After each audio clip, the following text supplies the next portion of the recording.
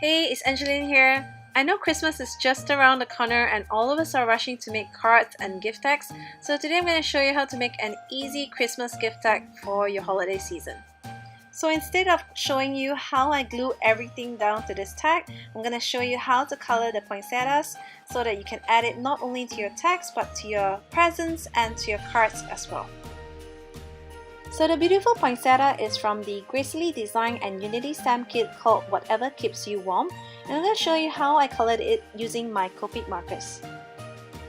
I'm starting off with the lightest red color shade that I have, and if you're noticing it's kind of running out of color midway, I kind of guess this happens whenever you want to record a video, right? So just moving on to the next darker shade and just starting over and just coloring it. So if you notice, this flower is darker than the flower above it, but it's okay.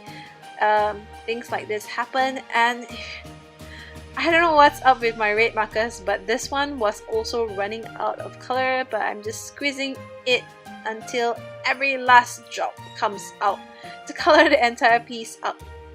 So once you're done coloring up all your poinsettias with the lightest red shade that you have, then move on to the darker shade here to create some shadows to the center of the flowers and also to the bottom of each flower at the sides.